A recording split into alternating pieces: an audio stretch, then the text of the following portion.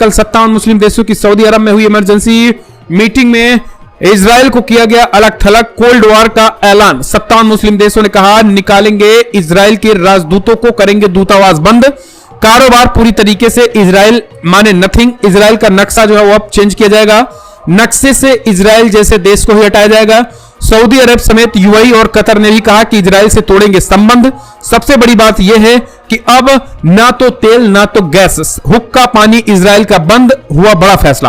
दरअसल कल आपको बता दें 57 मुस्लिम देशों ने बड़ी बैठक की। हॉस्पिटल पर हमले के बाद मुस्लिम देशों की हुई इस बैठक ने इजराइल को तगड़ा झटका दे दिया है। इजराइल का हुक्का पानी बंद करने के लिए गैस की सप्लाई से लेकर के तेज तेल की सप्लाई तक, कारोबार से लेकर व्यापारिक रिश्ते तक, मुस्लिम देशों ने सब कुछ तोड़ने का ऐलान कर दिया है। इतना ही नहीं, ईरान ने यह भी सुझाव दिया है कि इन अपने देशों में इजरायली दूतावास को भी पूरी तरीके से बंद कर दिया जाना चाहिए और इजरायली जो दूतावासों को बंद करके इजरायली राजदूतों को जो है उनके देश भेज देना चाहिए। जैसा कि आपको बता दें कल कई देशों ने किया है। कल कई मुस्लिम देशों ने जो है वो हॉस्पिटल पर हमले के बाद उन्होंने दूतावास पर आग लगा दी और राजदूत को तत्काल देश छोड़ने का आदेश दे दिया है। आपको बता दें अब इस बीच ईरान के विदेश मंत्री ने बैठक में स्पष्ट कर दिया कि सभी देश एकजुट होकर अगर हम सीधे तौर पर यानी डायरेक्ट अगर मिलिट्री और वेपन से अटैक इजराइल पर नहीं कर पा रहे हैं तो हमें कोल्ड वॉर करना चाहिए। जो कोल्ड वॉर चाइना और अमेरिका में चल रहा है सैंक्शन प्रतिबंधों को लेकर के, वही कोल्ड वॉर हमें जो है वो इजराइल पर करना चाहिए और इजराइल को अलग थलग करने के लिए हमें पूरी तरीके से उनके सामान को प्रतिबंध करना चाहिए और हमें उनके 1 करोड़ लोगों को सामान देने की जरूरत नहीं है। दुनिया में भारी जनसंख्या है, हम दुनिया के दूसरे मुल्क में जो है वो अपनी सामान को देंगे, लेकिन इजराइल में देने की जरूरत नहीं है। यानी व्यापारिक आयात और निर्यात को रोकने पर पूरी तरीके से विचार बन गया है और कई प्रस्ताव पास किए गए हैं जिसमें आयात निर्यात भी बंद उनमें से एक है। इतना ही नहीं, तेल की सप्लाई भी उन्होंने कहा है कि अगर 1 करोड़ लोग तेल की सप्लाई हमसे नहीं लेंगे तो फिर हमारे तेल का व्यापार ठप नहीं होगा, हम मरेंगे नहीं। गैस की सप्लाई को भी कतर ने कहा हम इसको पूरी तरीके से बंद करेंगे। इतना ही नहीं, ईरान ने यह भी प्रस्ताव इसमें पास किया गया है कि पूरी तरीके से जो है वो अब सीधे तौर पर अब राजदूतों को भी मुस्लिम देश अपने इजराइल से निकाले, वरना ये फिलिस्तीन ही नहीं इस्लाम का अपमान होगा।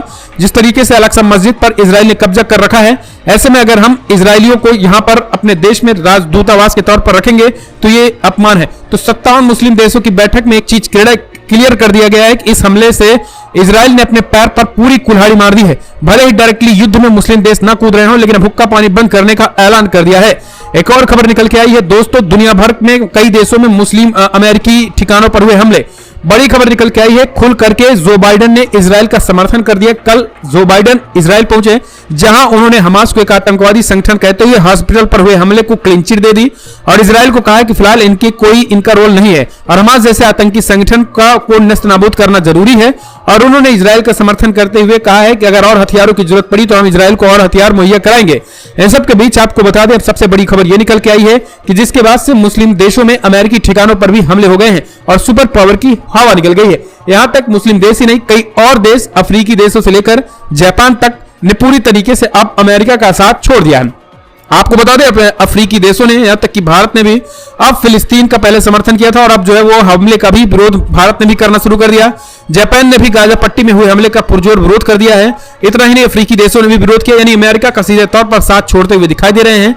इस बीच आपको बता दें तुर्की के साथ साथ कई ऐसे देश हैं जहां पर मुस्लिम सूडान, यमन, तुर्की, लेबनान, इजिप्ट और इराक और सीरिया, इतने जगहों पर अमेरिकी दूतावास पर हमले हुए हैं।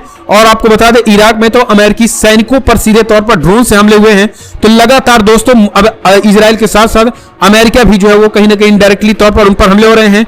यहां तक कि जो है वो कल व्हाइट हाउस को पूरी तरीके से घेर लिया गया था। अगली एक और अपडेट निकल के आई है, बिग ब्रेकिंग, जहां अब रूस ने बढ़ा दी इजराइल की मुश्किलें। गाजा पट्टी अटैक के रूस ने मांगी बेगुनाही के सबूत। दरअसल मंगलवार रात गाजा शहर में अल अज़बी हॉस्पिटल पर घातक बमबारी की गई थी। इजराइल को द्वारा की गई इस बमबारी में अब रशिया ने भी पूरी तरीके से अपने सबूत मांग लिए हैं। रूस ने कहा है कि इस हमले के पीछे सीधे तौर पर इजराइल का हाथ है और अगर इजराइल का हाथ नहीं है तो वो पूरी तरीके से नक्शा दिखाएं और सैटेलाइट इमेजेस सैटेलाइट के जरिए अपनी बेगुनाही का सबूत दें कि आखिरकार वो इस हमले के पीछे जिम्मेदार नहीं है, वरना ये वार क्राइम होगा और इजराइल के खिलाफ केस चलना चाहिए इंटरनेशनल कोर्ट में। जिस तरीके से उन्होंने अपराध किए हैं, इजराइल बेंजामिन नेतन्याहू को जो है वो वादी बनाया जाना चाहिए। इस तरीके से रूस जबरदस्त भड़क गया है। एक और अपडेट निकल के आई है, बिग ब्रेकिंग, जहां अमेरिकी राष्ट्रपति जो बाइडेन ने कहा आतंकी तो भड़क गया मलेशिया, कहा हमास मेरे लिए नहीं है आतंकी देश। जी हां, प्रधानमंत्री मलेशिया ने बड़ा ऐलान कर दिया है। दरअसल दोस्तों आपको बता दें, मुस्लिम देश मलेशिया ने खुल करके हमास का समर्थन कर दिया है और आतंकी कहे जाने पर बाइडेन समेत उन लोगों को लताड़ लगाई है। उन्होंने कहा है कि हमास कोई 1 या 2 या 5 या 10 लोगों का संगठन नहीं है। 50,000 एक मिलिट्री की तरह हमास काम करता है और ये मिलिट्री की तरह एक फ्रीडम फाइटर है।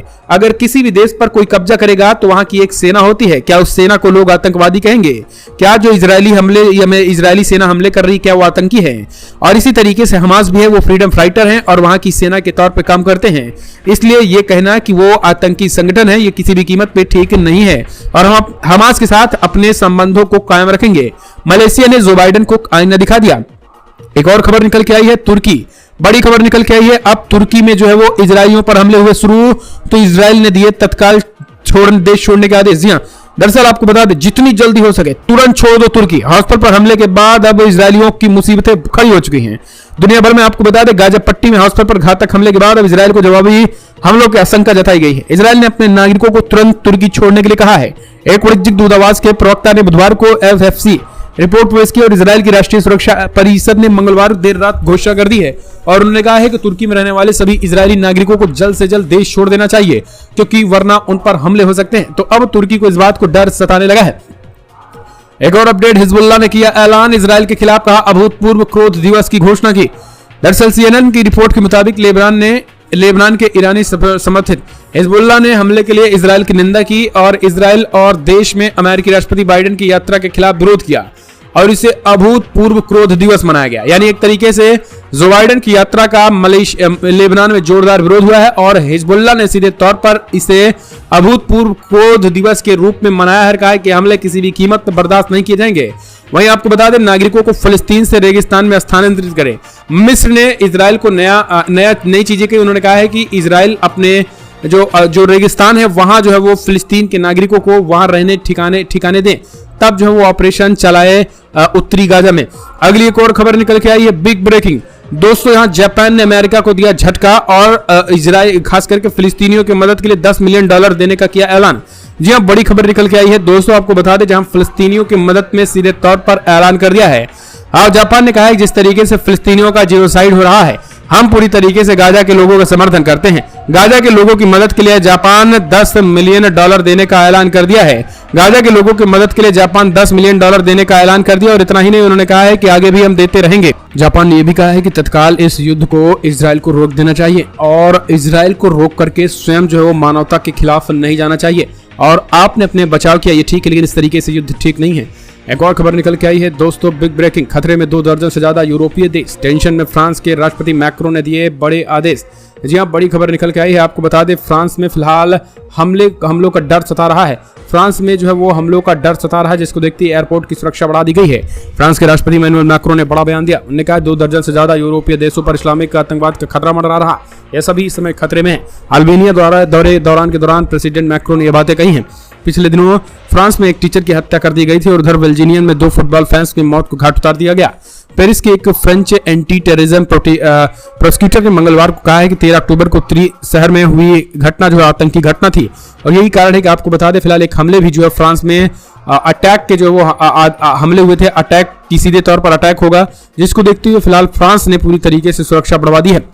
एक और अपडेट निकल के आई है, जहां यह हमारे लिए भी मुश्किल घड़ी है, अमेरिकी जनता इजरायल संग खड़ी है, बाइडेन ने दिखाया दम। बाइडेन ने पहुंचकर फिलहाल इजरायल के समर्थन का ऐलान कर दिया, लेकिन इधर मोदी ने आईना दिखा दिया और जिम्मेदारों पर कड़ी कार्रवाई करने का ऐलान कर दिया है। हालांकि इजरायल कह रहा है कि उसने हॉस्पिटल पर हमला नहीं किया है और सीधे तौर पर बेंजामिन नेतन्याहू को जो है वो जो बाइडेन ने भी क्लीन चिट दे दी है। हालांकि आपको बता दें, अमेरिका ने कल जो है वो काफी लंबा भाषण दिया और यानी कुल मिलाकर पूरा समर्थन दे दिया है रक्षा, सुरक्षा और हथियारों से सब तक। तो ये चीजें हैं। अगली एक और अपडेट निकल के आई है दोस्तों, बिग ब्रेकिंग, जहां बेंजामिन नेतन्याहू को लगभग 80% इजरायली नहीं चाहते हैं कि ये रहे पीएम। जी हां, बड़ी खबर, अब अंतर विरोध शुरू हो चुका है बेंजामिन नेतन्याहू के खिलाफ। तो ये एक बेहद बिग ब्रेकिंग, समझिए इस बात को। हमास पर हमले के बीच बेंजामिन नेतन्याहू के खिलाफ इजरायल में ये असंतोष दिखाई देने लगा है। गाजा के एक हॉस्पिटल में हवाई हमले को लेकर के पहले ही इजरायली सेना मुख्य दुनिया के निशाने पर है और इस हमले के एक झटके में 500 लोगों को मौत के घाट उतार दिया। अब इजरायल के पूर्व पीएम ने ही नेतन्याहू के खिलाफ मोर्चा खोल दिया है। यहूदी और मार्ट का आरोप है गाजा पट्टी में हमास के बढ़ते वर्चस्व के पीछे नेतन्याहू, और उन्होंने यह भी दावा किया है कि देश के 80% लोग उन्हें बाहर करना चाहते हैं।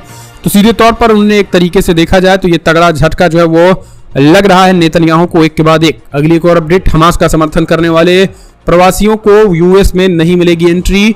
डोनाल्ड ट्रंप ने किया मुस्लिमों पर बैन लगाने का वादा।